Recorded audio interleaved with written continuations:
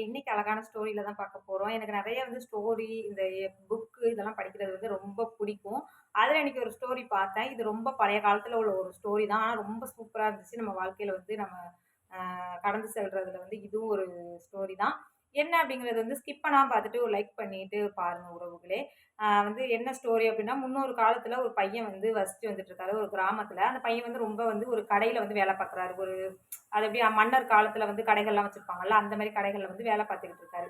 அப்ப வந்து அங்க உள்ளவங்கலாம் சொல்றாங்க, அவருக்கு வந்து அப்ப வந்து அந்த ராஜா வந்து போர் எடுக்கிற இடத்தலாம் ஜன்னல் வழியால எட்டி பார்ப்பாரு. எட்டி பார்த்துட்டு அப்ப ரோட்ல போறவங்கலாம் சொல்லுவாங்க, "குப்பையில கிடக்கிறவனுக்கு எதுக்கு கோபுரமாக ஆசை?" அப்படின்னு சொல்லி எல்லாரும் வந்து அந்த ஊர்ல உள்ளவங்கலாம் அவர கேலி, கிண்டலுமா சொல்லி அந்த பையன வந்து சிரிச்சிருக்காங்க. அப்ப ஒரு பட்சத்துல வந்து அவனுக்கு வந்து அந்த அந்த போர்ல வந்து படைத்தலைவரா ஆகணும் அப்படிங்கிறது வந்து அந்த பையனோட ஆசை. அப்படியே அவரோட ஆசை மட்டும் இருந்துகிட்டு இருந்துச்சு. ஒவ்வொரு வருஷமும் வந்து போர் நடக்கும். அந்த செலக்ட் பண்ணுவாங்க. இப்படி வந்து ஒவ்வொரு டீமா வந்து ஜெயிப்பாங்க. அப்போ வந்து நெனைப்பாங்க அவங்களோட அதிர்ஷ்டம் ஜெயிச்சுட்டு இருக்காங்கன்னு சொல்லி இந்த பையன் நெனச்சு இப்படியே அந்த காலங்கள் வந்து போயிட்டு இருந்துச்சு. அப்போ ஒரு இடத்துல காட்டுல வந்து வேலையெல்லாம் முடிச்சு காட்டு பகுதியில நடந்து போயிட்டு இருக்காப்புல அந்த பையன். நடந்து போயிட்டு இருக்கையில ஒரு சத்தம் ஒரு வயசானவங்களோட குரல் சத்தம் கேட்குது.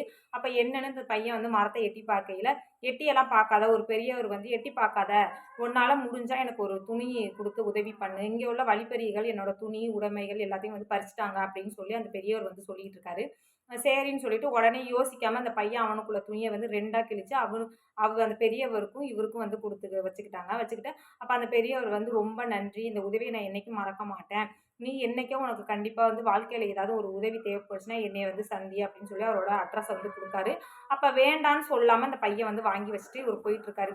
இப்படியே ஒவ்வொரு நாளும் வந்து கடந்துகிட்டு இருக்கு. அப்போ ஒரு நேரத்துல வந்து படை ஆரம்பிக்குது. படைக்கு வந்து மக்கள்கள் வந்து தேர்ந்தெடுக்குறாங்க. அப்ப வந்து எப்படின்னா 3 டீமா ஒவ்வொரு டீமும் வந்து 50, 50 பேரு. அந்த களம் வந்து எப்படி இருக்கும்னு பார்த்தா ரவுண்டா இருக்கும். அந்த களத்துல வந்து படைவீரர்கள் ஏகப்பட்ட பேர், மக்கள்கள் எல்லாமே வந்து அந்த இடத்துல இருப்பாங்க. அப்ப வந்து நம்ம அந்த போட்டியில வந்து ஜெயிக்கணும். ஜெயிக்கிறவங்களுக்கு வந்து அந்த படையில வந்து போராடவும், தலைவராகவும் பதவி கிடைக்கும். அது மிகப்பெரிய ஒரு விஷயம் அந்த மன்னர் காலத்துல வந்து. அப்ப வந்து அதுல என்ன அப்டின்னா, ஒரு 3 கிட்டத்தட்ட ஒரு தீப்பந்தம் வச்சிருக்காங்க. ஒரு 15 தீப்பந்தம் வச்சிருக்காங்க. முதல்ல அந்த 15 தீப்பந்தத்த நோக்கி நிக்கணும். அப்புறம் அந்த தீப்பந்தத்த எந்த இடத்துல நம்ம நிக்கிற இடத்துல தான் நிக்கணும். அதுக்கடுத்து பார்த்தீங்கன்னா, எந்த தீப்பந்தத்த மேல ஒசத்துறாங்களோ, அந்த தீப்பந்தத்த பார்த்து ஒரு மேளம் அடிப்பாங்க. அந்த தீப்பந்தத்த பார்த்து இவர் கையில வச்சிருக்க வில்லு அம்பு தீயோட இருக்கு பார்த்தீங்களா, அத வந்து ஏத்தணும். இதுதான் அந்த போட்டியோட இது கண்டிஷன். கண்டிஷன் பண்ணி அந்த போட்டில ஜெயிக்கிறவங்களுக்கு வாய்ப்பு கிடைக்கும். டீம்ல வந்து யாருமே ஜெயிக்கல. எல்லாருமே தோத்துட்டாங்க. 2வது டீம்ல பார்த்தீங்கன்னா, ஒருத்தர் மட்டும் ஜெயிச்சாங்க. 3வது டீம்ல பார்த்தீங்கன்னா 10 பேர் ஜெயிச்சுட்டாங்க அதிர்ஷ்டவசமா. அப்ப அந்த பையன் பார்க்குறாப்புல, ஐயோ! இவங்களுக்கு அதிர்ஷ்டமா வந்துருச்சே 10 பேர் ஜெயிச்சுட்டாங்களே!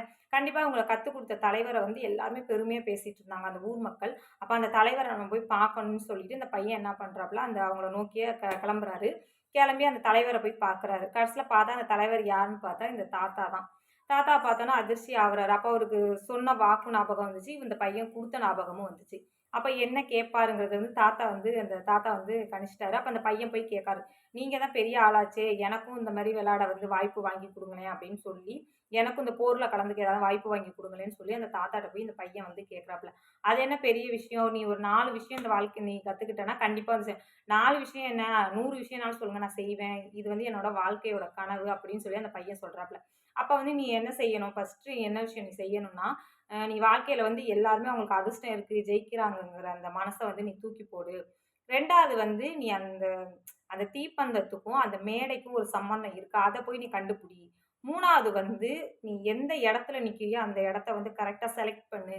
4வது வந்து உன்னோட எண்ணம் வந்து எங்கிட்டுமே சிதறக்கூடாது. நம்ம ஒரு விஷயம் செய்யும் பொழுது, அது விஷயமா இருந்தாலும் சரி, போட்டியா இருந்தாலும், வாழ்க்கையா இருந்தாலும், நீ என்ன விஷயம் செய்ய போறியோ, அந்த இடத்த விட்டு நீ மைண்ட வந்து சிதற வைக்கவே கூடாது அப்படிங்கிற ஒரு விஷயம். இந்த 4 விஷயத்த சொல்றாரு. அப்ப ஒரு இடத்துல வந்து அவரு உட்கார்ந்து யோசிக்காரு. கண்டிப்பா அந்த ஃபர்ஸ்ட் இடத்த வந்து மறந்துட்டாரு. சரி நம்ம யார் வந்து அதிர்ஷ்டத்தால ஜெயிக்கல அப்படிங்கிறத வந்து மறந்துட்டாங்க அந்த பையன். 2வது பார்த்தீங்கன்னா, அந்த போர்க்களத்துக்கு போறாரு. அப்ப வந்து பார்க்குறாங்க. ஒவ்வொரு இடத்துலயும் தீப்பந்தம் கிட்டத்தட்ட ஒரு 15 தீப்பந்தம் இருக்கு பார்த்தீங்களா? அந்த ஏத்துற தீப்பந்தத்துக்கு கீழ மட்டும் விளக்கு எரியுது. மத்த தீப்பந்தத்த வந்து விளக்கு எரியல. மத்த தீப்பந்தம் வந்து ஏத்துறது கிடையாது. 3வது தீபம், 5வது தீபம், 15வது தீபம் இப்படி ஒரு 3 இடத்துல 4 இடத்துல மட்டும் அந்த கீழ வந்து தீபம் எரியுது. அந்த இத வந்து அவர் கண்டுபிடிக்கிறாரு. 4வது வந்து நம்ம எந்த இடத்துல நிக்கணும். நம்ம முன்னக்கூட்டியே ஃபர்ஸ்ட்டு அந்த நேர் நோக்கி நிக்கக்கூடாது. அந்த தீப்பந்தம் எங்க ஏத்துறாங்களோ அந்த இடத்த நோக்கி நிக்கணுங்கிறத முடிவு பண்ணிட்டாரு. அந்த 4வது வந்து மைண்டை வந்து ரிலாக்ஸாக வச்சுக்கணும் முடிவு பண்ணி அந்த போரில் வந்து கலந்துக்கிறாரு. அப்போ ஊர் மக்களே வந்து அந்த பையனை பார்த்து சிரிக்காங்க. இவன்லாம் ஒரு ஆளு, இவனுக்கு எதுக்கு இது தேவையில்லாத வேலை அப்படிலாம் சொல்லி இந்த ஊர் மக்கள் வந்து சிரிக்கிறாங்க. ஆனா அந்த இடத்துல வந்து அத வந்து எதையுமே அவர் வந்து பெருசுபடுத்திக்கல அந்த பையன். கரெக்ட்டா போனாங்க. அந்த போட்டியில இவரு 4 விஷயம் என்ன சொன்னாரோ, அத கரெக்ட்டா அந்த பையன் செஞ்சு, வெற்றி அடைஞ்சு மிகப்பெரிய வந்து போருக்கு வந்து படைத்தலைவரா அந்த பையன வந்து அறிவிச்சாங்க. அது ரொம்ப ரொம்ப பெரிய விஷயம். அந்த தாத்தா வந்து ரொம்ப போயி அவருக்கு வந்து நன்றி சொன்னாரு. "ரொம்ப நன்றி தாத்தா" அப்படின்னு சொல்லி காட்டினாரு. ஆ இந்த மாரி தான் சில விஷயங்கள் வாழ்க்கையில நம்ம வந்து கடந்து போணும். எல்லாத்தையுமே ஒரே இடத்துல வச்சு நம்ம வந்து பார்க்கணும். வந்து நம்ம ஒரு பிரச்சனை வருதுன்னா, அப்ப அப்படி சரி பண்ணிடலாமோ, இப்படி சரி பண்ணிடலாமோன்னு தயவு செஞ்சு யோசிக்காதீங்க. நம்ம எப்படி ஒரு நல்ல முடிவா எடுத்து நம்ம பிரச்சனையோ சரி, சந்தோஷங்களையும் சரி, சரி பண்ணணும். இந்த பதிவு பிடிச்சிருந்தா மறக்காம ஒரு லைக் பண்ணி, கமெண்ட் பண்ணிட்டு, சேனல் பிடிச்சிருந்தா சேனல வந்து சப்ஸ்கிரைப் பண்ணிக்கோங்க. அடுத்து ஒரு சூப்பரான பதிவுல பார்க்கலாம். பாய்.